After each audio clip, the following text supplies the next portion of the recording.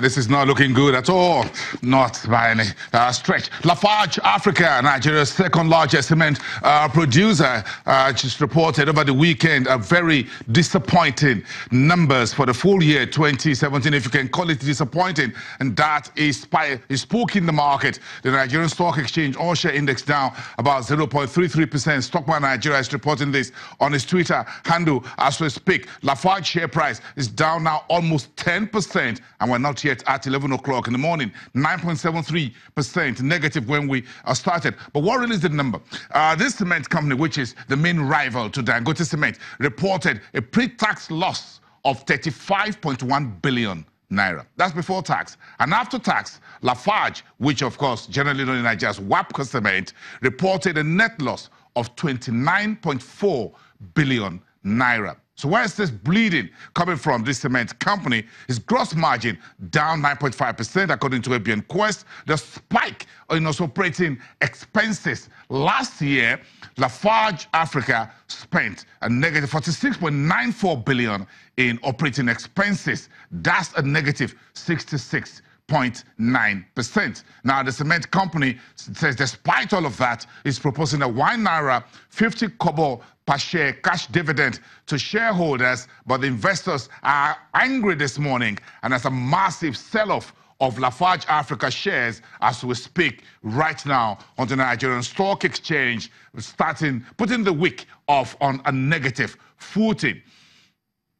That's very bad, isn't it? Yes, that's right. But let's see where we finished off last week. The broader market lost 1.06%. Last week, as you heard earlier when we started the program with Eromosele Aziba from Afrinvest, that the market was red last week. And you can see the red paint all over spilling across all the major sectors. Flip that over and look at our primary data for Friday.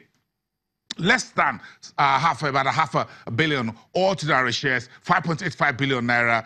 In total, we traded about 20,265 for the week we just finished. Cut off one day, but last week Monday, folks were still on holiday. I wasn't on holiday, I was here last week Monday. But of course, today is the first full day of the first full week we're having. But if we take that away and you look at the 5 sectors, it was all red all over. The banking sector lost 1.33%.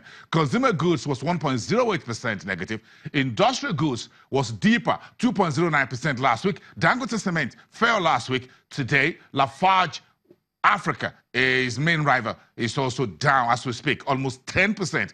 Insurance was a little bit healthier, but still less than 0.1%, and oil and gas a negative 2.77% because Japol Oil and Maritime Services fell about 24% last week as investors began to discount the Milos Global Incorporated private equity investment in that small cap oil services company. That's where we are starting today. In the red, the Nigerian Stock Exchange. That's just getting my appetite in a very wrong mood early this Monday. But let's go back to what are the top stories as we start another brand new week. The central bank has now rejigged its top board. So we have Dr. Joseph Nana moved from Financial Services, Financial System Stability, what's called the FSS, into the Economic Policy Directorate. All this will have been affected.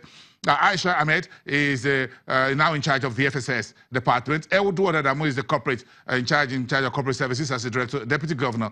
Another deputy governor, Adebayo Adelabude, is retaining the operations directorate. Let's close the program on that note. Keep your eyes on the stock market. If you have shares down there, you need to watch what is going on. But it's still early days yet. I don't care. No one can tell what the market is going to end at 2:30 local time. Let's take news at 11.